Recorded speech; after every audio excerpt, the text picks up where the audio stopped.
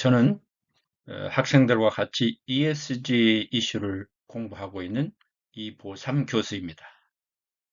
저희 그 ESG에 대한 설명은 오늘은 2부 ESG 경영 진단 및 실습으로 되었습니다만 1부에서 이제 ESG 경영이 어떠한 프로세스, 절차를 거쳐서 이루어지는지 오늘 경영 진단 앞으로 3부, 4부 이렇게 이어질 것으로 이제 진행을 하도록 하겠습니다.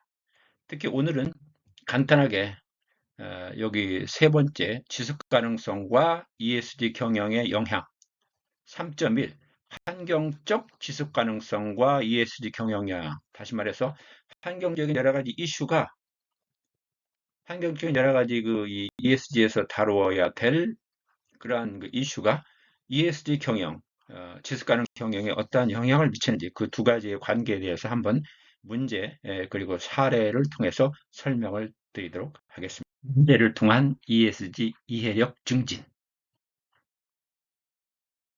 ESG의 이 이슈, 즉 환경적 어떤 규제가 ESG 경영을 통해서 원래 달성하려는 의도, 즉 지속가능 경영에 어떠한 영향을 미치는지에 대한 그 두 가지의 관계에 대해서 한번 살펴보는 시간입니다. 70년대 미국의 승용차에 대한 지나친 연비 규제를 사례로 들고 있습니다. 환경적 지속 가능성을 위한 규제 강화가 때로는 전체 시스템 관점이 부족할 경우에는 원래 의도했던 결과와는 정반대로 나타날 수 있다. 여기 대해서 미국의 사례를 설명하고 있는데 승용차 연비 규제 강화로 승용차에 대한 규제 강화하니까 SUV라든지 경트럭으로 회사들도 그런 자동차를 만들고 소비자가 그 소비를 증가시키겠죠. 미국 정부 계획은 시간 경과함에 따라서 승용차 연비 기준을 조금씩 높여가지고 배출량을 줄이고 오염을 줄이는 것이었다. 문제의 빠른 해결이 최선이란 모범 사례로 평가받고 있다고 말할 수 있느냐?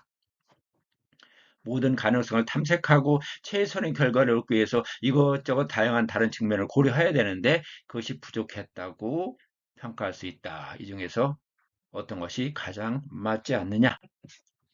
답은 이 환경 문제는 다른 이슈와 못지않게 측정이라는 문제가 중요하죠. S와 G도 측정한 데이터를 가지고 그 데이터를 정보로 가공해가지고 활용을 하지만 이 환경 문제는 측정 또는 뭐 계산하는 데이터가 많죠. 그러한 데이터를 전체 시스템 관점에서 보고 활용을 해야 되는데 그것이 잘못되면 안 된다. 뭐 이런 예를 볼 수 있겠죠. 미국 정부는 평균 연비가 더 높은 승용차를 생산하도록 자동차 회사에서 계속 요구를 해왔습니다. 왜? 그 당시 70년대 하면은 73년도 같은 경우에 이제 오일 쇼크가 나가지고 그 전까지는 휘발유를 뭐 너무 가격이 싸니까 걱정 없이 휘발유를 막 썼는데 이제는 기름값이 이제 올라가니까 대기 오염 배출도 줄이고 그 자동차 휘발유의 연비를 좀 더 효율성을 향상시킨 그런 자동차를 만들도록 회사한테 요구를 한 거죠. 그러나 소비와 배출량을 줄이기 위해서는 이렇게 좋은 생각을 가지고 출발을 했는데 웬걸 일이 우리와 같이 되지 않았다는 것이죠. 정부가 경트럭보다 승용차에 대한 더 엄격한 연비 기준을 만들었기 때문이고 따라서 자동차 회사들은 승용차를 만들던 것을 이제 SUV라는 트럭으로 좀 만들어서 승용차 겸용으로 쓰게 만드는 거죠.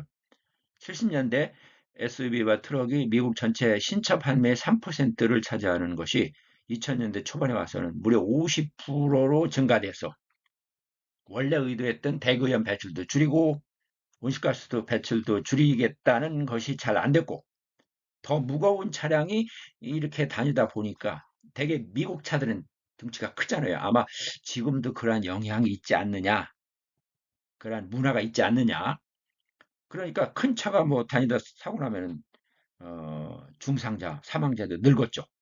그래서 이러한 내용은 하버드 비즈니스 리뷰에서 요 제니퍼 하워드라는 분이 쓴 글에서 내용을 좀 발췌해가지고 소개와 설명을 드렸습니다. 즉, 어떠한 규제 강화, ESG, 환경 이슈라는 것이 잘 시스템적으로 이렇게 융합해서 지속가능 경영, ES 경영으로 이제 반영을 시켜야 되는데 전체적인 어떤 시스템 관점의 부족, 이것저것 다 따지지 않는 그런 단편적인 빠른 시간 내에 문제를 해결하려고 하는 것 가지고는 나쁜 결과를 얻을 수 있다. 이런 거를 보여주고 있는 사례라고 볼 수 있겠습니다.